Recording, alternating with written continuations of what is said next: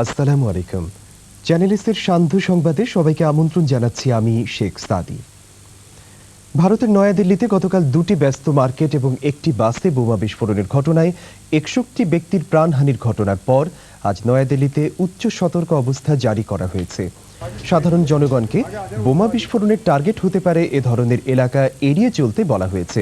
প্রহরা বসানো হয়েছে shopping centre, rail station ও রাজধানীর ব্যস্ততম ও গুরুত্বপূর্ণ এলাকাগুলোতে। নয়াদিল্লিতে আজ অনেকগুলো ছোট ছোট আবাসিক হোটেলে অভিযান চালিয়ে পুলিশ সন্দেহভাজনদের জিজ্ঞাসাবাদ করেছে। বোমা বিস্ফোরণের পিছনে কারা জড়িত তা উদ্ধার করতে গ্রেফতার করা হয়েছে ২০ জনকে। তবে বোমা বিস্ফোরণের দায়িত্ব কেউ স্বীকার করেনি। ইতিমধ্যে জনৈক ব্যক্তি টেলিফোন করে একটি জঙ্গি গোষ্ঠীর পক্ষে হামলার দায়িত্ব স্বীকার করেছে। পুলিশ বলেছে হামলার ব্যাপারে তারা গুরুত্বপূর্ণ তথ্য সংগ্রহ করেছে। দিল্লির মুখ্যমন্ত্রী শীলা দীক্ষিত জনগণকে সতর্ক থাকার আহ্বান জানিয়েছেন। আজ নয়াদিল্লির মার্কেটগুলোতে অপেক্ষাকৃত কম লোকের সমাগম ঘটেছে। পাকিস্তান নয়াদিল্লিতে বোমা হামলার নিন্দা জানিয়েছে। গতকাল হিন্দু ধর্মাবলম্বীরা তাদের বাৎসরিক অনুষ্ঠান দিওয়ালি ও মুসলমানেরা ঈদ উল ফিতরের শপিংয়ে যখন বের হয়েছিলেন তখন বিস্ফোরণের এই ঘটনাগুলি ঘটে। প্রধানমন্ত্রী মনমোহন সিং তাঁর প্রতিক্রিয়ায় বলেছেন এটি সন্ত্রাসীদের কাজ আর তিনি সন্ত্রাসীদের সাথে কোনো আপোষ করবেন না। জনগণকে এ পরিস্থিতিতে শান্ত থাকার আহ্বান জানিয়েছেন তিনি। আজ পশ্চিম বাগদাদে বন্দুকধারীদের গুলিতে ইরাকের ভারপ্রাপ্ত বাণিজ্যমন্ত্রী কায়েস দাবুস হাসান গুরুতর আহত হয়েছেন। গুলিতে তার ২ দেহরক্ষী নিহত হয়, আহত হয় আরও ৫ দেহরক্ষী। অন্য একটি ঘটনায় আজ বাগদাদে এক অজ্ঞাত বন্দুকধারীর গুলিতে ইরাকের ক্যাবিনেট উপদেষ্টা গালিব আহমেদ মাহদি গুরুতর আহত হন। হামলায় মাহদির গাড়ির চালক নিহত হন। বাগদাদের প্যালেস্টাইন স্ট্রিটে এই গুলির ঘটনাটি ঘটে। বাগদাদের ২৫ কিলোমিটার উত্তরে মাহমুদিয়ায় একটি তেলের ট্যাঙ্কারের কাছে এক বোমা বিস্ফোরণে ২ জন নিহত হয়েছে। এদিকে কিরকুকে এক অজ্ঞাত বন্দুকধারীর এলোপাথারি গুলিতে গাড়িতে থাকা এক পুলিশ ক্যাপ্টেনের মেয়ে ঘটনাস্থলেই নিহত হয়। ক্যাপ্টেনও গুরুতরভাবে আহত হন এই ঘটনায়। এছাড়া আরও কয়েকটি বিচ্ছিন্ন হামলায় মোট ৮ জন ইরাকি নাগরিক নিহত হয়েছে। গতরাতে হ্যারিকেন বিটা আরও শক্তিশালী হয়ে ক্যাটাগরি ৩-এ রূপ নেওয়ায় নিকারাগুয়ান কর্তৃপক্ষ রাজধানী মানাগুয়ার ৪০০ কিলোমিটার উত্তর পূর্ব দিকে অবস্থিত সমুদ্র তীরবর্তী শহর পুরোটা কেবিজাজের সকল অধিবাসীকে নিরাপদ স্থানে সরে যাওয়ার অনুরোধ করেছেন। কিন্তু কর্তৃপক্ষ এখনও অনিশ্চিত শহরের ৬০,০০০ অধিবাসীকে সময়ের আগে নিরাপদ স্থানে নিয়ে যাওয়া সম্ভব কি না। আশঙ্কা করা হচ্ছে ঘন্টায় ১৮৫ কিলোমিটার গতিতে ধাবমান বিটা আগামী কয়েক ঘন্টার মধ্যে সমুদ্রের তীরবর্তী এলাকায় আঘাত হানবে। প্রবল বর্ষণ এবং প্রচণ্ড বাতাস ইতিমধ্যেই পুরোটা ক্যাবিজাজে আঘাত হানতে শুরু করেছে। হ্যারিকেনটি হন্ডুরাস এবং নিকারাগুয়ার ২৫ থেকে ৪০ সেন্টিমিটার বৃষ্টিপাত ঘটাবে বলে ধারণা করা হচ্ছে। হন্ডুরাস কর্তৃপক্ষ সেখানে মাঝারি ধরনের স্টেট অফ অ্যালার্ট জারি করেছে। কাশ্মীর বিভক্তি রেখার দুপাশে বসবাসকারী পাকিস্তান ও ভারতীয় অধিবাসীরা আবারও পুনর্মিলনের সুযোগ পেল। অনেকটা অপ্রত্যাশিত হলেও ভারত ও পাকিস্তান আজ এক বৈঠকে ব্যাপক নিরাপত্তা বেষ্টিত কাশ্মীর বর্ডার খুলে দেওয়ার সিদ্ধান্ত নেয়। সাম্প্রতিক ভূমিকম্পে ক্ষতিগ্রস্তদের সাহায্যার্থে রিলিফ তৎপরতা বৃদ্ধির লক্ষ্যে কাশ্মীর বর্ডার খুলে দেওয়া যায় কিনা তা নিয়ে আলোচনার জন্য ভারত ও পাকিস্তান কর্তৃপক্ষ গতকাল থেকে ইসলামাবাদে বৈঠক করছে। দুদিনের দীর্ঘ বৈঠক শেষে এক যুক্ত বিবৃতিতে উভয় পক্ষ বর্ডার কন্ট্রোল লাইন বরাবর ৫টি যাতায়াত ক্রসিং স্থাপনের ব্যাপারে ঘোষণা দেন। গত ৮ই অক্টোবর ভূমিকম্পের পর পাকিস্তানের প্রেসিডেন্ট পারভেজ মোশাররফ উভয় দেশের কাশ্মীরিদের পরস্পরকে সাহায্যের অনুমোদন দেন। এর পরপরই উভয় দেশের কর্তৃপক্ষ বর্ডার খুলে দেওয়ার ব্যাপারে আন্তরিক হয়ে ওঠেন। এ ভূমিকম্পে প্রায় ৭৮,০০০ লোক নিহত এবং ৩৩ লক্ষ লোক গৃহহীন হয়ে পড়েছে। এখন পর্যন্ত উভয় দেশের দুর্গম পাহাড়ি এলাকায় ৮ লক্ষ লোক আটকা পড়ে আছে এবং এসব দুর্গম এলাকায় কোনো ত্রাণ সামগ্রী পৌঁছানো সম্ভব হচ্ছে না। জাতিসংঘ ভারত পাকিস্তানের এ উদ্যোগকে স্বাগত জানিয়েছে। এদিকে জাতিসংঘ শিশু সংস্থা ইউনিসেফ হুঁশিয়ারি করে বলেছে যদি দুর্গত এলাকায় আরও ত্রাণ না পাঠানো হয় তবে রোগ, আঘাত ও ডায়রিয়ায় আরও অধিক লোক মারা যাবে। ইউনিসেফ ডিরেক্টর এন রেনম্যান আশঙ্কা করছেন ঠিকমতো ঔষধ, তাঁবু ও কম্বল না পাওয়া গেলে মৃতের সংখ্যা আরও বেড়ে যেতে পারে। ভূমিকম্প বিধ্বস্ত পাকিস্তান নিয়ন্ত্রিত কাশ্মীর সফরকালে বার্তা সংস্থা এপির সাথে এক সাক্ষাৎকারে তিনি আজ একথা বলেন। কাশ্মীরের রাজধানী মুজাফফরাবাদে ভূমিকম্পে বিধ্বস্ত মেয়েদের একটি স্কুল পরিদর্শনকালে তিনি শিশুদের দুর্দশায় আশঙ্কা প্রকাশ করেন। এ ভূমিকম্পে পাকিস্তানের উত্তর পশ্চিম সীমান্ত প্রদেশে ৬,৭০০ এবং পাকিস্তান নিয়ন্ত্রিত কাশ্মীরে ১৩০০ স্কুল বিধ্বস্ত হয়। আপনারা দেখছেন চ্যানেল এসের সান্ধ্য সংবাদ। এবারে ছোট্ট একটি বিজ্ঞাপন বিরতি শেষে হাজির হব সংবাদের বাদ বাকিটুকু নিয়ে। সেই পর্যন্ত আমাদের সাথেই থাকুন।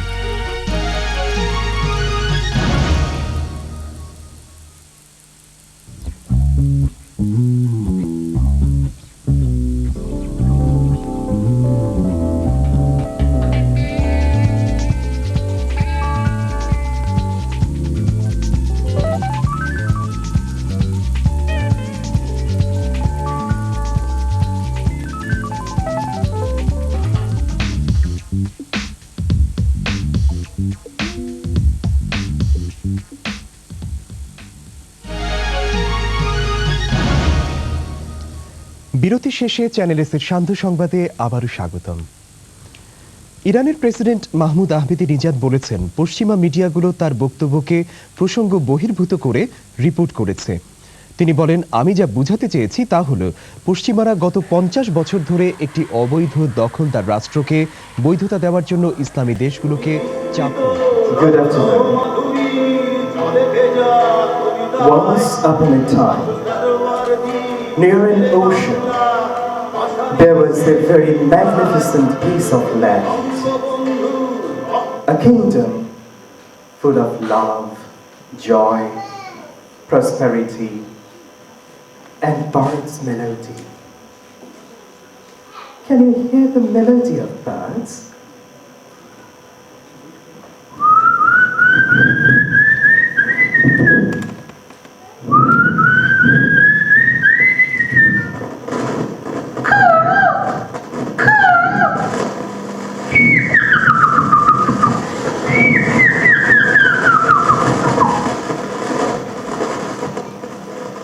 That piece of land is situated in the pocket of the subcontinent. So whenever there is cyclone, that kingdom is the first the cyclone reaches and destroys life. Tremendous cyclone, repeatedly.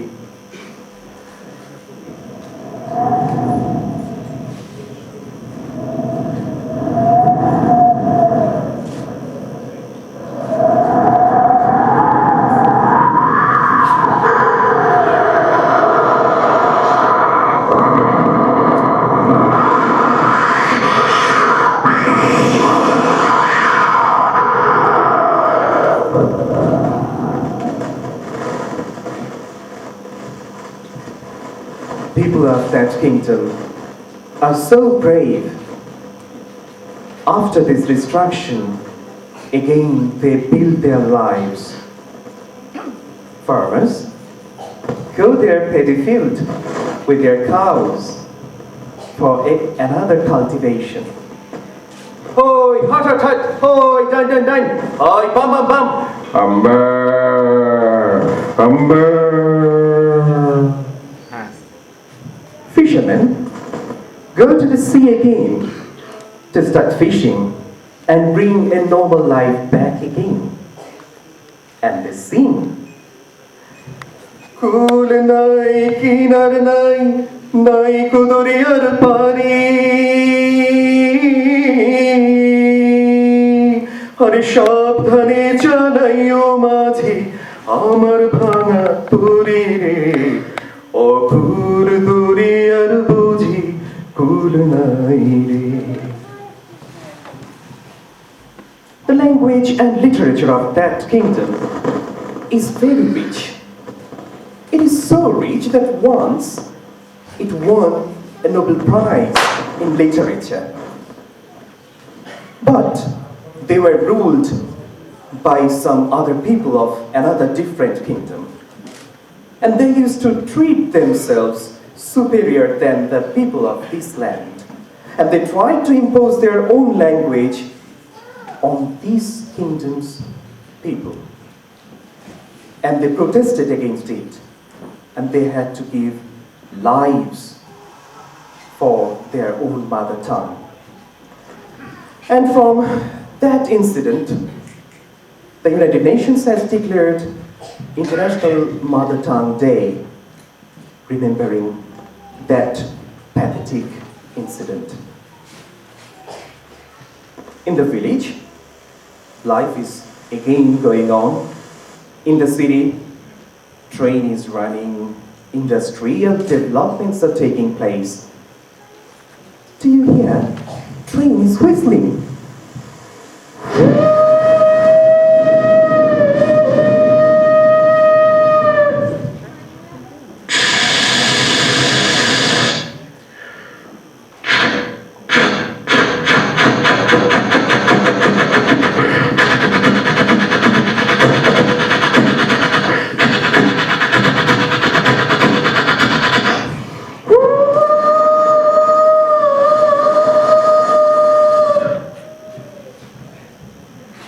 Conspiracy was developing after decades after decades. At one final stage, military wireless became active. Hello, this is base 1. Do you read me? Yes, this is the control room. I read you. And I command to attack. The blue sky of that beautiful kingdom became full of fighter airplanes.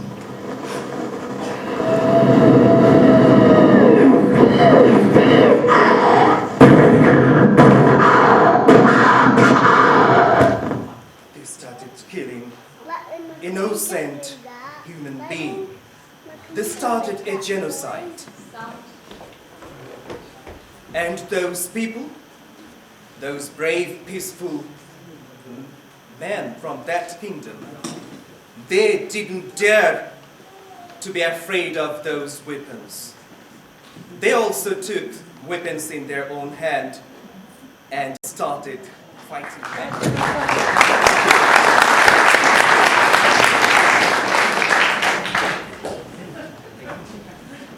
Sorry about that. So they started fighting back as well.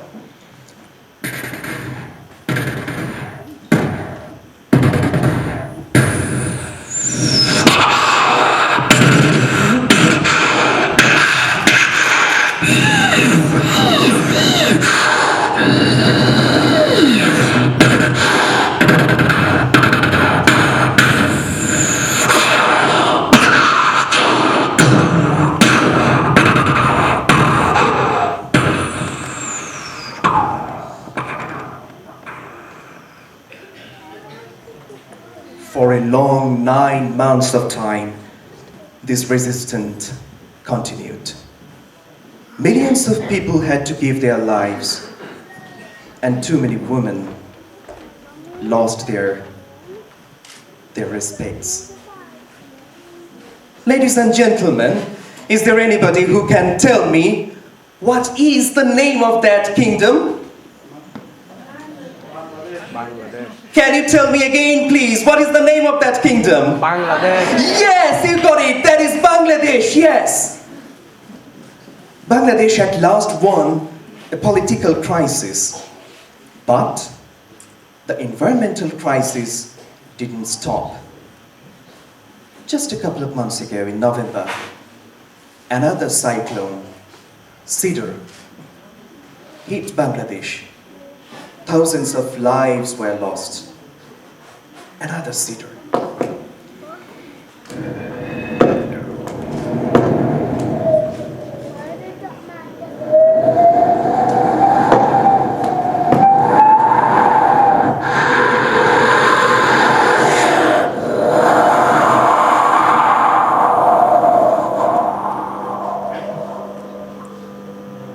No. We don't want to hear or see more destruction caused by any cyclones. Today, we have been gathered here to help those Sidr victims who survived. Today we're here to hold our hands together and stand against all the global warming and all the disaster caused by human activities. We are here to be united to to support those people who has lost their each and every means. And that is the reason this program has been arranged.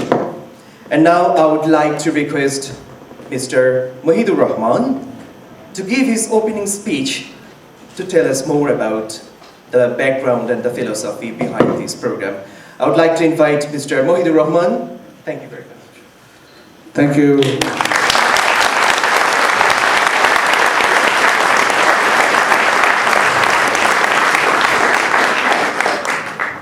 Good afternoon to you all. It's a wonderful act Sheikh Saadi has done. I really congratulate him for all this lovely act that he has done. All right. Just to let you know that the fund which is going to be collected from this charity event today is going to be spent for reconstruction of accommodation in cedar affected areas in Bangladesh. It will also be used to arrange drinking water facility as well as it would also support them to start their normal life. So they will be helped to have a new means of earning as well. Now, ladies and gentlemen, I would like to invite Mr. Ashraf Uddin, the Acting High Commissioner of Bangladesh Mission in England, Mr. Ashraf Uddin. Round of applause for him.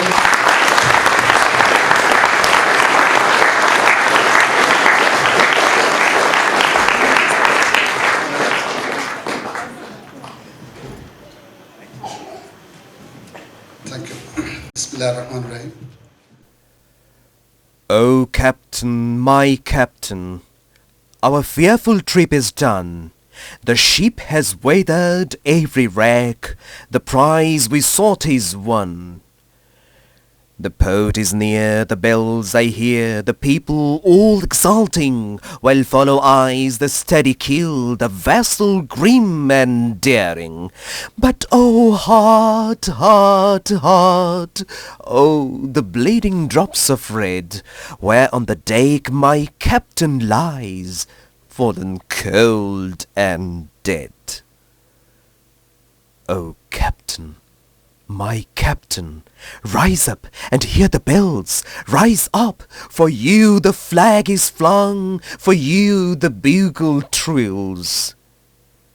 For you bouquets and ribbon wreaths, for you the shows are crowding, for you they call the sewing mess, their eager faces turning. Here, Captain, dear father, this arm beneath your head, it is some dream that on the deck you have fallen cold and dead. My captain does not answer. His lips are pale and still. My father does not feel my arm. He has no pulse, nor will. The ship is anchored safe and sound, its voyage closed and done. From fearful trip the victor ship comes in with object won. Exult, O shows, and ring, O bells! But I, with mournful tread, walk the deck my captain lies, fallen cold and dead.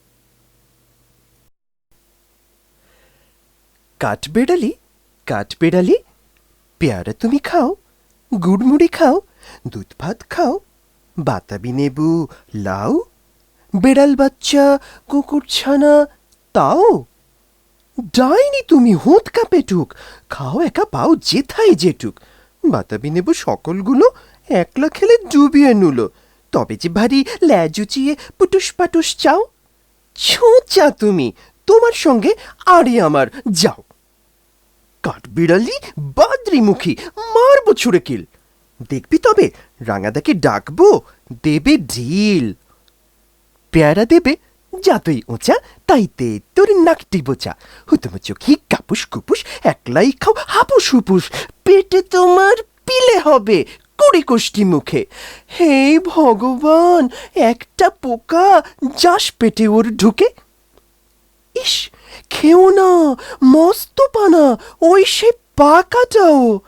আমিও খুবই পেয়ারা খাই যে, একটি আমায় দাও। কাঠবেড়ালি, তুমি আমার ছোড়দি হবে, বৌদি হবে, রাঙা দিদি। তবে একটা পেয়ারা দাও না। এ রাম, তুমি ন্যাংটা পটো, ফ্রকটা নেবে, জামা দুটো। আর খেও না পেয়ারা, তবে বাতাবি নেবুও ছাড়তে হবে। দাঁত দেখিয়ে দিচ্ছ যে ছুট। ও মা, দেখে যাও, কাঠবিড়ালি তুমি মরো, তুমি কচু খাও। এক সমুদ্রের তীরে অনেক অনেক দিন আগে একটি সুন্দর রাজ্য ছিল। পাখির গানে আর কলতানে সে রাজ্য ভরা ছিল। পাখি ডাকছে, গান গাইছে। আপনারা শুনতে পাচ্ছেন? ভালো করে কান পেতে শুনুন।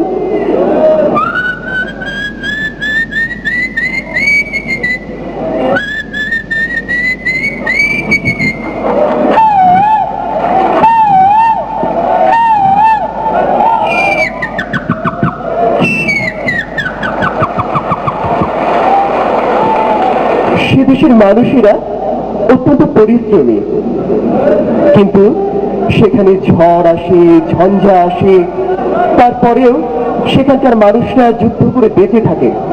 প্রচন্ড সাইক্লোন এসে তাদেরকে উড়িয়ে নিয়ে যায়, প্রচন্ড সাইক্লোন।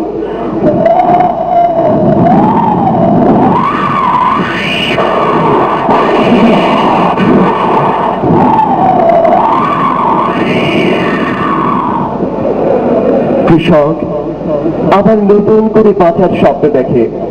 সে তার গরুকে নিয়ে আবারও মাঠে যায়। হায় হট হট হট, যা যা যা যা যা, বাপ বাপ, আম্মা আম্মা। সে দেশের মানুষেরা সুখে শান্তিতে বাস করছে। ট্রেন চলছে শহরে, গ্রামে মানুষ থাকছে। ট্রেনের শব্দ শুনুন।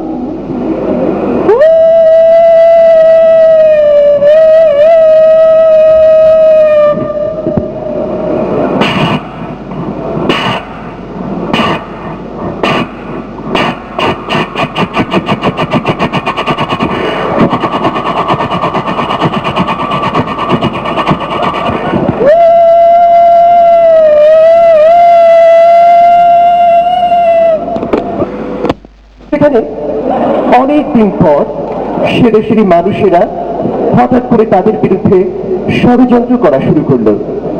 তাদের বিরুদ্ধে শুরু হলো বৈষম্য আর শোষণ। আর তাদের বিরুদ্ধে এরকম ষড়যন্ত্র আর বৈষম্যের মাত্রা বাড়তে বাড়তে বাড়তে বাড়তে একসময় তাদের ষড়যন্ত্র চূড়ান্ত রূপ ধারণ করলো। ওয়্যারলেস গুলো সক্রিয় হয়ে উঠল। Hello, this is base 1. Do you read me? Over, this is base 1. Yes, I read you. This is base 3. And I command you to attack. মুহূর্তের ভিতরে আকাশ ছাপিয়ে যুদ্ধ বিমান চলে এলো।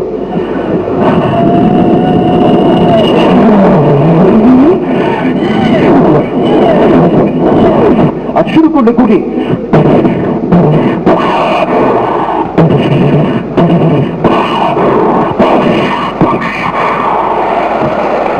আর নিরস্ত্র মানুষেরা তারাও থেমে রইল না, তারাও শুরু করলো পাল্টা যুদ্ধ।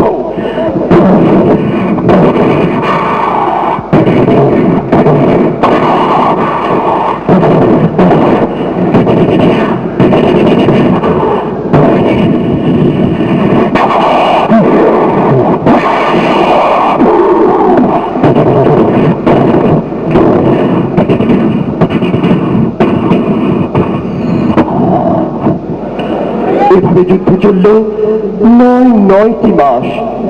৩০ লক্ষ জীবন দান করলো তাদের। আর কত মা বোন সম্ভ্রমকে দিতে বাধ্য হয়েছে, তার হিসাব কেই তা রাখে। শুধু দর্শক, আপনারা কি বলতে পারেন সেই দেশের নাম কি? হ্যাঁ, আপনারা তো ঠিকই ধরেছেন। সেই দেশ আমাদের সবার প্রিয় বাংলাদেশ।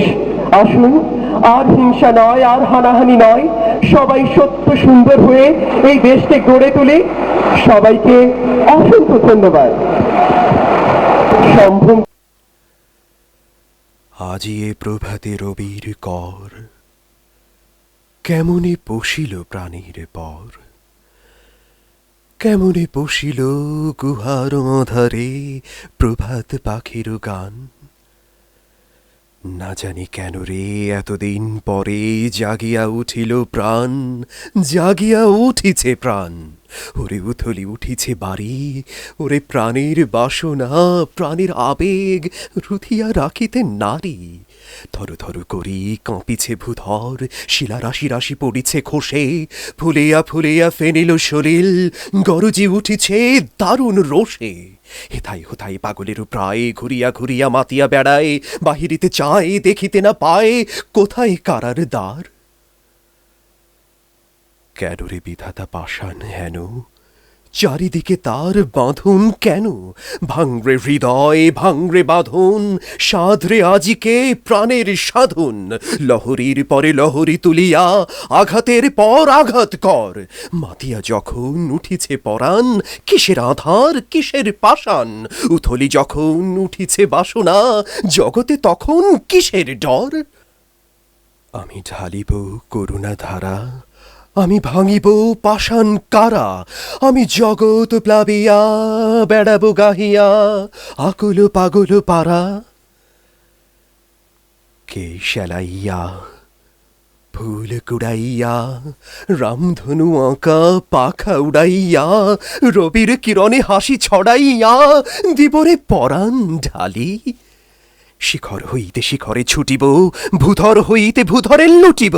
হেসে খল খল, গে কল কল, তালে তালে দিব তালি। এত কথা দেখিনু সেদিন রেলে, কুলি বলে এক বাবুসাব তারে ঠেলে দিলি নিচে ফেলে। চোখ ফেটে এলো জল, এমনি করে কি জগৎ জুড়িয়া মার খাবে দুর্বল। যে দধিচিদের হাড় দিয়ে ওই বাষ্প সকট চলে, বাবুসাব এসে চড়িল তাহাতে, কুলিরা পড়িল তলে। বেতন দিয়াছ, চুপ রও যত মিথ্যাবাদীর দল। কত পাই দিয়ে কুলিদের তুই কত ক্রোর পেলি বল। রাজপথে তব চলিছে মোটর, সাগরে জাহাজ চলে, রেলপথে চলে বাষ্প সকট, দেশ ছেয়ে গেল কলে। বলতো এসব কাহাদের দান, তোমার অট্টালিকা কার খুনে রাঙা, ঠুলি খুলে দেখো প্রতি ইটে আছে লিখা। তুমি জানো না কো, কিন্তু পথের প্রতি ধূলিকণা জানে, ওই পথ ওই জাহাজ সকট অট্টালিকার মানে। আসিতেছে শুভ দিন, দিনে দিনে বহু বাড়ি আছে দেনা, শুধিতে হইবে ঋণ। হাতুড়ি শাবল গাইতি চালায়ে ভাঙিল যারা পাহাড়, পাহাড় কাটা সে পথের দুপাশে পড়িয়া যাদের হাড়। তোমারে সেবিতে হইল যাহারা মজুর মুটেও কুলি, তোমারে বহিতে যারা পবিত্র অঙ্গে লাগালো ধুলি, তারাই মানুষ তারাই দেবতা, গাহি তাহাদেরই গান। তাদেরই ব্যথিত পক্ষে পা ফেলে আসে নব উত্থান। তুমি শুয়ে রবে তেতলার পরে, আমরা রহিব নিচে, অথবা তোমারে দেবতা বলিব, সে ভরসা আজ মিছে। সিক্ত যাদের সারা দেহ মন মাটির মমতা রসে, এই ধরনের তরণীর হাল রবে তাহাদেরই বসে। তারি পদরজ অঞ্জলি করি মাথায় লইব তুলি, সকলের সাথে পথ চলি যার পায়ে লাগিয়াছে ধুলি। আজ নিখিলের বেদনার তো পীড়িতেরও মাখি খুন, লালে লাল হয়ে উদিছে নবীন প্রভাতের নবারুণ। আজ হৃদয়ের জাম ধরা যত কবাট ভাঙিয়া দাও, রং করা ওই চামড়ার যত আবরণ খুলে নাও। আকাশে হিরাজ যত বায়ু আছে হইয়া জমাট নীল, মাতামাতি করে ঢুকুক এ বুকে, খুলে দাও যত খিল। সকল আকাশ ভাঙিয়া পড়ুক আমাদেরও এই ঘরে, মোদের মাথায় চন্দ্র সূর্য তারারা পড়ুক ঝরে। সকল কালের সকল দেশের সকল মানুষ আসি এক মোহনায় দাঁড়াইয়া শোনো এক মিলনেরও বাঁশি। কবিতাটির নাম কুয়াশা ও মুক্তি। এই কবিতাটি লিখেছিলাম 1999 সালের 12ই অক্টোবর, যখন আমি রাজশাহী বিশ্ববিদ্যালয়ের সোহরাওয়ার্দী হলের আবাসিক ছাত্র ছিলাম। কবিতাটি যেদিন লিখেছিলাম সেদিন আমাদের কাছে মনে হচ্ছিল যেন সমস্ত পৃথিবী কুয়াশায় আচ্ছন্ন।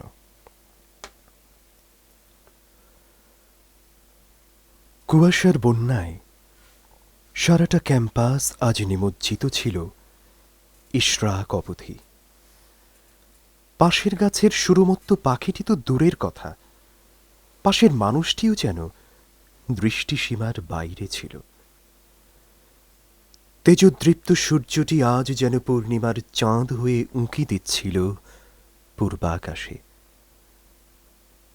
কুয়াশা মানেই দৃষ্টিহীনতা, কুয়াশা মানেই স্থবিরতা, কুয়াশা মানেই আশঙ্কা, কুয়াশা মানেই দুর্ঘটনার সম্ভাবনা।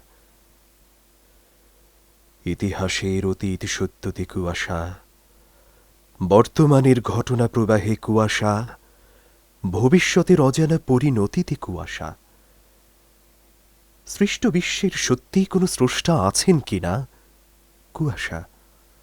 ঈশ্বর ভগবান গড আল্লাহ কিনা, অ্যাডাম আদম কিনা, যিশু ঈসা কিনা? কুয়াশা। গণহত্যার মানবতা নাশ ইবাদত কিনা? কুয়াশা। বিজ্ঞানের গর্ভধারিণী কোন ভূখণ্ড? কুয়াশা। সমাজতন্ত্র, খেলাফত আর গণতন্ত্র শ্রেষ্ঠ কোনটি? কুয়াশা। বিশ্ব দারিদ্র ধনিক বিশ্বের উপহার কিনা? কুয়াশা। শান্তি পুরস্কার শান্তির জন্যই কিনা? কুয়াশা। সত্যি সত্য স্বীকৃত কিনা? কুয়াশা। ন্যায়সঙ্গত ন্যায় বিচার অস্তিত্ব মান কিনা? কুয়াশা। মাদক এবং অস্ত্র চাষ কাদের সেবায়? কুয়াশা। ক্ষমতাবানদের ক্ষমতা উৎস কতটুকু খাসা, সত্যের গলা কার দ্বারা ঠাসা? কুয়াশা। রাজনীতিকের রাজনীতিতে জননীতি আছে কি? সততা নামের হারানো হীরাটি খুঁজে ফের পাওয়া যাবে কি? কুয়াশা। ডানে কুয়াশা, বামে কুয়াশা, গানে কুয়াশা, নামে কুয়াশা, উপরে নিচে, সামনে পিছে, মিষ্টি ঝালে, সত্যে মিছে, সবখানেতেই কুয়াশা। কুয়াশার সমুদ্রে এভাবে ডুবে যেতে যেতে, আরো গভীরে যেতে যেতে আমার অস্তিত্ব যখন নিশ্চিত নিশ্চিহ্ন প্রায়, তখন হঠাৎ দূর থেকে কানে ভেসে আসে ঠকাস ঠকাস ঠক, ঠকাস ঠকাস ঠক। আকাশ বাতাস বিদীর্ণ করে সারা শহরের সকল কুয়াশা ছিন্ন করে হুশ হুশ ধ্বনি তুলে বেহুশের হুঁশ জাগাবার জোয়ার খুলে সোহরাওয়ার্দী হলের পাশ বেয়ে আসে বজ্র কঠোর রেল। তেজোদ্দীপ্ত মুক্তি সূর্য দেয় কুয়াশার জেল। আহ, কি চমৎকার এই পৃথিবী, কি চমৎকার সত্যের নীল আকাশ। ধন্য আমি, ধন্য জনম আমার। কুয়াশা থেকে মুক্তির রেল কুরআন, অন্ধকার থেকে মুক্তির সূর্য ইসলাম। সেই সে খাঁটি ইসলাম, যা কাউকে কষ্ট দেয় না, দেয় ভালোবাসা ও মুক্তি। কোথা সে আজাদ, কোথা সে পূর্ণ মুক্ত মুসলমান, আল্লাহ ছাড়া করে না কারেও ভয়, কোথা সেই প্রাণ। কোথা সে আরিফ, কোথা সে ইমাম, কোথা সে শক্তিধর, মুক্ত যাহার বাণী শুনি কাঁপে ত্রিভুবন থর থর। কে পেয়েছে সে তৌহিদ সুধা পরমামৃত হায়, যাহারে হেরিয়া পরাণ পরম শান্তিতে ডুবে যায়। আছে সে কোরআন মজিদ আজিও পরম শক্তি ভরা, ওরে দুর্ভাগা এক কণা তার পেয়েছিস কেউ তোরা? সেই যে নামাজ রোজা আছে আজও সে কালেমা আছে, আজও উথলায় আবে জমজম কাবা শরীফের কাছে। নামাজ পড়িয়া রোজা রেখে আর কালেমা পড়িয়া সবে, কেন হতেছিস দলে দলে তোরা কতল কাহেতে যাবে? সব আছে তবু সবের মতন ভাগাড়ে পড়িয়া কেন? ভেবেছ কি কেউ কৌমের পীর নেতা কভু হয় হেন? আজিও তেমনি জামায়েত হয় ঈদগাহে মসজিদে, ইমাম পড়েন খুতবা শ্রোতার আঁখি ঢলে আসেন নিতে, যেন দলে দলে কলের পুতুল শক্তি সহ্যহীন। নাহিক ইমাম বলিতে হইবে ইহারা মুসলিমিন। পরম পূর্ণ শক্তি উৎস হইতে জন্ম লয়ে, কেমন করিয়া শক্তি হারালো এ জাতি? কোন সে ভয়ে তিলে তিলে মরে, মানুষের মতো মরিতে পারে না তবু? আল্লাহ যার প্রভু ছিল আজ, শয়তান তার প্রভু। খুঁজিয়া দেখিনু মুসলিম নাই, কেবল কাফেরে ভরা। কাফের তারেই বলি যারে ঢেকে আছে শত ভীতি জরা। অজ্ঞান অন্ধকার যাহারে রেখেছে আবৃত করি, নিত্য সূর্য জলে তবু যার পোহালো না বিভাবরী। আল্লাহ আর তাহার মাঝারে কোনো আবরণ নাই, এই দুনিয়ায় মুসলিম সেই দেখেছ তাহারে ভাই। আল্লাহর সাথে নিত্যযুক্ত পরম শক্তিধর এই মুসলিম কবরস্থানে পেয়েছ তার খবর। চাই না কো যশ চাই না কো মান, নিত্য নিরভিমান নিরহংকার আসক্তিহীন সত্য যাহার প্রাণ। জমায় না যে বিত্ত নিত্য মুসাফির গৃহহীন, আসমান যার ছত্র ধরেছে পাদুকা যার জমিন। দিনে আর রাতে চেরাগ যাহার চন্দ্র সূর্য তারা, আহার যাহার আল্লাহর নাম প্রেমের অশ্রুধারা। যার পানে চায় সেই যেন পায় তখনই অমৃত বাড়ি, যারে ডাকে সে অমনি তাহার সাথে চলে সব ছাড়ি। অনন্ত জনগণ মাঝে পারে শক্তি সঞ্চারিতে, যারে স্পর্শ করে সে অমনি ভরে ওঠে অমৃতে। সেই সে পূর্ণ মুসলমান, সে পূর্ণ শক্তিধর, উম্মি হয়েও জয় করিতে সে পারে এই চরাচর। যেদিকে তাকাই দেখি যে কেবলই অন্ধবদ্ধ জীব, ভগনমত্ত পঞ্জু খঞ্জ আতুর বদনসিব। কাগজে লিখিয়া সভায় কাঁদিয়া গুম্ফ শুশ্রু ছিঁড়ে, আছে কেউ নেতা লবে ইহাদের অমৃত সাগর তীরে। আসে অনন্ত শক্তি নিয়ত যে মূল শক্তি হতে, সেখান হইতে শক্তি আনিয়া ভাসাতে শক্তি স্রোতে। কোন তপস্বী করেছে সাধনা বন্ধু বৃথায় শ্রম, নিজে যার ভ্রম ভাঙেনি সেই কি ভাঙবে জাতির ভ্রম? দোজখের পথে ধ্বংসের পথে চলিয়াছে সারা জাতি, শূন্য দুহাত পাইয়াছে বলে তবু করে মাতামাতি। সেদিন এমনি মাতালের সাথে পথে মোর হলো দেখা, সুধানু কি পেলে? সে বলে দেখো না কপালে রয়েছে লেখা। কপালের পানি চাহিয়া আমার নয়নে আসিল বাড়ি, বাদশা হতে পারিত যে হায় পেয়েছে সে জমিদারি। দলে দলে আসে কারো বুকে কারো পেটে, কারো হাতে লেখা আজারির চিন, অর্থাৎ কিনা চাকুরির মসি লেখা। কাঁদিয়া কহিনু ওরে বেনসিব হতভাগ্যের দল, মুসলিম হয়ে জনম লহিয়া এই কি লোভিলি ফল? অন্যের দাস করিতে কিংবা নিজে দাস হতে ওরে, আসেনিক দুনিয়ায় মুসলিম ভুলিলি কেমন করে? ভাঙিতে সকল কারাগার সব বন্ধন ভয় লাজ, এলো যে কোরআন এলেন যে নবী ভুলিলি সে সব আজ? হায় গণনেতা ভোটের ভিখারি নিজের স্বার্থ তরে, জাতির যাহারা ভাবি আশা তার নিতেছ খরিদ করে। সারা জাতি সারা রাতি জেগে আছে যাহাদের পানে চেয়ে, যে তরুণ দল আসিছে বাহিরে জ্ঞানের মানিক পেয়ে, তাহাদের ধরে গোলাম করিয়া ভরিতেছ কার ঝুলি, চা বাগানের আর কাঠি যেন চালান করিছ কুলি।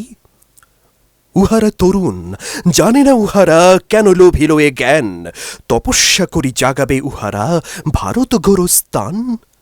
ওদের আলোকে আলোকিত হবে অন্ধকার এ দেশ, ওদেরই শৌর্যে ত্যাগে মহিমায় ঘুচিবে দিনের ক্লেশ। তুমি চাকরির কসাইখানায় ঘুরিছ তাদের লয়ে, তুমি কি জানো না ওখানে যে যায় সে যায় জবে হয়ে? দেখিতেছ নাকি শিক্ষিত এই বাঙালির দুর্দশা, মানুষ যে হতো চাকরি করিয়া হয়েছে সে আজ মশা। ভিক্ষা করিয়া মরুক উহারা ক্ষুধায় তৃষ্ণায় জলে, সমবেত হোক ধ্বংস নেশায় মুক্ত আকাশ তলে। আগুন যে বুকে আছে তাতে আরো দুঃখ ঘৃতাহুতি দাও, বিপুল শক্তি লয়ে ওরা হোক জালিম পানে উধাও। যে ইস্পাতে তরবারি হয় আঁশ বটি করো তারে, অন্ধখঞ্চ জরাগ্রস্ত নিজেরা অন্ধকারে। ঘুরিছ মরিছ তাই কি চাহিছ সবাই অন্ধ হোক? কৌম জাতির প্রাণ বেচে তুমি হতেছ বড় লোক। আজাদ আত্মা সাড়া দাও দাও সাড়া, এই গোলামির জিঞ্জির ধরে ভীম বেগে দাও নাড়া। হে চির অরুণ তরুণ, তুমি কি বুঝিতে পারোনি আজও, ইঙ্গিতে তুমি বৃদ্ধ সিন্দাবাদের বাহন সাজু। জরারে পৃষ্ঠে বহিয়া বহিয়া জীবন যাবে কি তব, জীবন ভরিয়া রোজা রাখি ঈদ আনিবে না অভিনব। ঘরে ঘরে তব লাঞ্ছিত মাতা ভগ্নীরা চেয়ে আছে, ওদের লজ্জা বারণ শক্তি আছে তোমাদেরই কাছে। ঘরে ঘরে মরে কচি ছেলে মেয়ে দুধ নাহি পেয়ে হায়, তোমরা তাদের বাঁচাবে না আজ বিলাইয়া আপনায়? আজ মুখ ফুটে দল বেঁধে বলো বলো ধনীদের কাছে, ওদের বৃত্তে এই দরিদ্র দিনের হিস্সা আছে। ক্ষুধার অন্নে নাই অধিকার সঞ্চিত যার রয়, সেই সম্পদে ক্ষুধিতের অধিকার আছে নিশ্চয়। মানুষের দিতে তাহার ন্যায্য প্রাপ্য ও অধিকার, ইসলাম এসেছিল দুনিয়ায় যারা কুরবান তার, তাহাদেরই আজ আসিয়াছে ডাক বেহেশত পার হতে। আনন্দ লুট হবে দুনিয়ায় মহাধ্বংসের পথে। প্রস্তুত হও, আসিছেন তিনি অভয় শক্তি লয়ে, আল্লাহ থেকে আবে কাউসার নবীন বার্তা বয়ে। অন্তরে আর বাহিরে নিত্য আজাদ মুক্ত যারা, নবজিহাদের নির্ভীক দুর্বার সেনা হবে তারা। আমাদের এই আনা নিয়ামত পেয়ে খাবে আর দেবে গালি, জিহাদের রণে নৌশা সাজিয়া মোরা দিব হাততালি। বলিব বন্ধু মিটেছে কি ক্ষুধা, পেয়েছ কি কাউসার, বেহেশত হতে তাকবীর ধ্বনি আল্লাহু আকবার। জিন্নাত হতে দেখিব মোদের গোরস্থানের পর, প্রেমে আনন্দে পূর্ণ সেথায় উঠিতেছে নতুন ঘর। আমি কিংবদন্তির কথা বলছি, আমি আমার পূর্বপুরুষের কথা বলছি। তার করতলে পরিমাটির সৌরভ ছিল, তার পিঠে রক্ত জমার মতো মত ছিল। তিনি অতিক্রান্ত পাহাড়ের কথা বলতেন, উচ্চারিত প্রতিটি সত্য শব্দ কবিতা, কর্ষিত জমির প্রতিটি শস্য দানা দানা। যে কবিতা শুনতে জানে না সে ঝড়ের আর্তনাদ শুনবে, যে কবিতা শুনতে জানে না সে দিগন্তের অধিকার থেকে বঞ্চিত হবে, যে কবিতা শুনতে জানে না সে আজন্ম কৃত নাশ থেকে যাবে।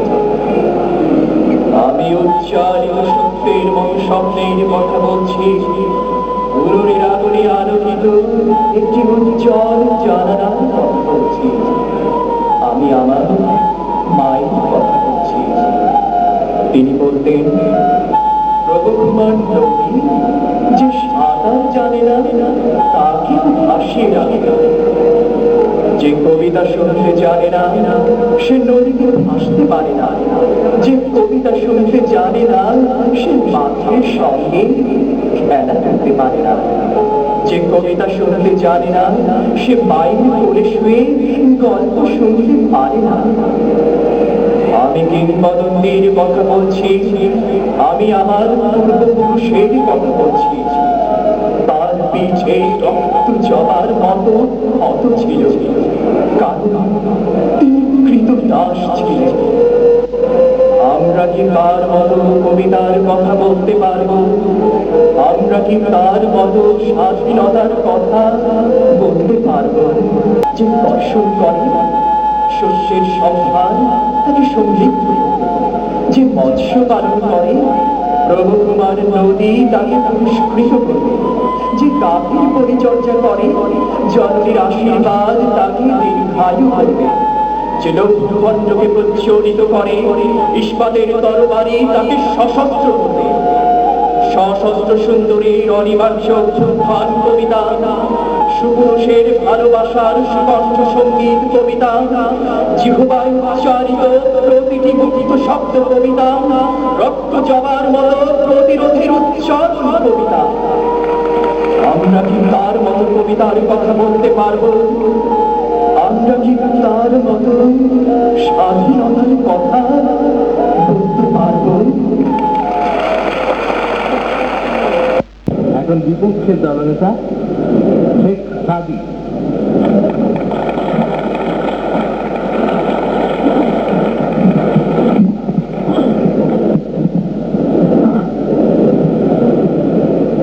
এবারের সংগ্রাম আমাদের মুক্তির সংগ্রাম, এবারের সংগ্রাম স্বাধীনতার সংগ্রাম। না, মুক্তি ও স্বাধীনতার এই সংগ্রাম নয় কেবল ৭১-এর পূর্ব পাকিস্তানের, তা নয় কেবল ভারতবর্ষের ব্রিটিশ বিরোধী আন্দোলন কিংবা চেচনিয়া, বসনিয়া আদি তিমুরে, বরং মুক্তি ও স্বাধীনতার এই সংগ্রাম আমরা দেখতে পাই ইতিহাসের পাতায় পাতায় ছত্রে ছত্রে। মার্কিন গণবিপ্লব, ফরাসি বিপ্লব, বলশেভিক বিপ্লব কিংবা ভারত পাকিস্তান ও সোভিয়েত ইউনিয়নের বিভক্তি, দুই জার্মানির একীভূত হওয়া, অথবা পাকিস্তানের ধ্বংসস্তূপ থেকে বাংলাদেশ নামের নীল পদ্মের পরিস্ফুটন, এ সব কিছুর উদ্দেশ্য মুক্তি ও স্বাধীনতা, তথা ন্যায় বিচার, গণতন্ত্র, স্বাচ্ছন্দ্যময় সুন্দর জীবন। আদিম মানুষের সুন্দর জীবন গড়ার মানুষই ক্রমশ নির্মাণ করেছে সভ্যতার গতবদ্ধ মানুষ আরো অধিক সুনিশ্চিত নিরাপদ সুন্দর জীবনের আশায় তৈরি করেছে সমাজ রাষ্ট্র এবং এর মাঝে ছোট বড় অসংখ্য প্রতিষ্ঠান। আর এই সকল প্রতিষ্ঠানের নিয়ন্ত্রণ ক্ষমতা অর্পণ করেছে তারা তাদের প্রতিনিধিদের কাছে। কিন্তু এই ক্ষমতাবান প্রতিনিধিরা যদি তাদের ক্ষমতা ও মর্যাদার অপব্যবহার করে, শুরু করে অন্যায় অবিচার, আর জনগণ কিংবা সংশ্লিষ্ট প্রতিষ্ঠানের সদস্য সাধারণের স্বার্থ জলাঞ্জলি দিয়ে তার নিজের ও পারিষদ বর্গের স্বার্থ আর আখের গুছায় যথেচ্ছা শুরু করে, তখন উপায় কি প্রতিপক্ষ? আপনারা অনেক উপায়ের কথা বলে গেলেন, যার ভিতরে রয়েছে জনপ্রতিনিধিদের কাছে অভিযোগ ও প্রত্যাশার কথা তুলে ধরা, মিটিং সার্টিফিকেট ইত্যাদি ইত্যাদি অনেক উপায়। কিন্তু মাননীয় সভাপতি, এই সমস্ত উপায় যদি বৃথা যায় তখন জনগণের সামনে কি উপায় খোলা থাকে? এই প্রসঙ্গে 1989 সালে হরতালের বিকল্প সশস্ত্র বিপ্লব শীর্ষক রিপোর্টে বলা হয়, আওয়ামী লীগ সভানেত্রী ও 8 দলীয় যৌথ নেত্রী শেখ হাসিনা বলিয়াছেন, হরতাল নিয়মতান্ত্রিক আন্দোলনের আন্তর্জাতিকভাবে স্বীকৃত চিরন্তন পন্থা। হরতালের বিকল্প হইতেছে সশস্ত্র বিপ্লব। বিক্ষোভ প্রতিপক্ষ স্বীকার না করলেও ইতিহাস কিন্তু ঠিকই সাক্ষী দেয় যে অধিকার আদায়ের হাতিয়ার হিসেবে হরতাল পরিভ্রমণ করছে এবং করেছে সমস্ত বিশ্বব্যাপী। তাহলে হরতালের মাধ্যমে কি ক্ষমতায় যাওয়া যায়? না, ক্ষমতায় যাওয়ার 4টি পদ্ধতি আমরা দেখতে পাই সারা বিশ্বে। কি সেই পদ্ধতিগুলো? গণতান্ত্রিক পদ্ধতিতে জনগণের ভোটের মাধ্যমে নির্বাচিত হয়ে, রাজতান্ত্রিক পদ্ধতিতে সামরিক শাসনের মাধ্যমে, এবং চতুর্থত বিপ্লব ঘটিয়ে কিংবা শক্তি প্রয়োগ করে ক্ষমতাসীনদের মেরে দাঁড়িয়ে ক্ষমতা দখল করা, যেমনটি আমরা দেখেছি বলশেভিক বিপ্লব আর ইরান এবং আফগানিস্তানে। কিন্তু সারা বিশ্বের ইতিহাস থেকে আপনারা এমন একটি দেশের কথাকে উল্লেখ করে আমাদেরকে দেখিয়ে দিতে পারবেন যেখানে হরতালের মাধ্যমে কেউ ক্ষমতায় গেছে? না, প্রতিপক্ষ তা পারবেন না। 90 গণতান্ত্রিক অধিকার আদায় লক্ষ্যে বাংলাদেশের জনগণ হরতাল করেছে। নূর হোসেন তার শরীরে লিখিয়েছিল, স্বৈরাচার নিপাত চার, গণতন্ত্র মুক্তি পাক। স্বৈরাচার নিপাত গেল, ক্ষমতায় গেল বিএনপি। কই, বিএনপি তো হরতাল করে ক্ষমতায় যায়নি, গেছে তো জনগণের ভোটে নির্বাচিত হয়ে। আওয়ামী লীগ ক্ষমতায় গেল 96-এ, তারা কি হরতাল করে ক্ষমতায় গেছে নাকি অবাধ সৃষ্টি গণভোটের মাধ্যমে মাননীয় সভাপতি? তার মানে হরতাল কি ক্ষমতা দখলের হাতিয়ার হতে পারে? না, কখনো না। 1969 সালে বঙ্গবন্ধু শেখ মুজিবুর রহমানের বিরুদ্ধে আগরতলা ষড়যন্ত্র মামলা হয়, আর এই মামলা থেকে তাকে রক্ষা করার জন্য মাওলানা ভাসানী হরতাল করেছিলেন। কই, তার উদ্দেশ্য তো ক্ষমতায় যাওয়া ছিল না, তার উদ্দেশ্য তো ছিল বঙ্গবন্ধুর মুক্তি। অতি সম্প্রতি রাজশাহী বিশ্ববিদ্যালয়ের ছাত্ররা নিজেদের কিছু অধিকার আদায় লক্ষ্যে হরতাল বিক্ষোভ মিছিল করছে। এর উদ্দেশ্য অধিকার আদায়, ক্ষমতা দখল নয়। এই বিজ্ঞ প্রতিপক্ষ এই কথা কি আপনারা মানতে রাজি না? বেশ তো, আমাদের মাঝে আমাদের মাননীয় ভিসি মহোদয় উপস্থিত আছেন, তাকে জিজ্ঞাসা করুন না আমাদের ছাত্র কি মাননীয় ভিসি মহোদয়ের গদি দখল করতে চেয়েছিল নাকি অধিকার? 1952 সালে 21 ফেব্রুয়ারি হরতাল পালনের মধ্য দিয়েও আত্মাহুতি দেয় সালাম জব্বার রফিক বরকত। এর মাধ্যমে অর্জিত হয় বাঙালির প্রাণের দাবি রাষ্ট্রভাষা বাংলা চাই। মাননীয় সভাপতি, আমাদের এই বাঙালির দাবি কি ক্ষমতা আদায় ছিল নাকি মাতৃভাষার জন্য? তাহলে কিভাবে আমরা বলতে পারি হরতাল ক্ষমতা দখলের হাতিয়ার? কখনো তা হতে পারে না বিজ্ঞ প্রতিপক্ষ। আমার প্রতিপক্ষ হরতালের অনেক ক্ষতি এবং দুর্নাম বদনামের কথা বলে গেছে, কিন্তু এর চেয়ে অনেক বেশি ক্ষয়ক্ষতি কি হয়নি? ব্রিটিশ বিরোধী আন্দোলন ও 71-এর স্বাধীনতা যুদ্ধে, এই দুটি যুদ্ধে যথাক্রমে 150 লক্ষ ও 30 লক্ষ জীবন আত্মাহুতি দিয়েছিল। কোটি কোটি ডলারের অপূরণীয় ক্ষতি হয়নি, ক্ষতি হয়েছিল বিজ্ঞ প্রতিপক্ষ। আপনারা জানেন কি? তার সত্ত্বেও ব্রিটিশ ভারতের এই অবকাঠামোগত উন্নতির পরে আমরা ক্ষয়ক্ষতি করেছি। তার কারণ কি? আমাদের দরকার মুক্তি ও স্বাধীনতা। কাজেই মুক্তি স্বাধীনতার জন্য হরতাল হয়েছে, হচ্ছে এবং হবে। ধন্যবাদ মাননীয় সভাপতি, ধন্যবাদ সবাইকে।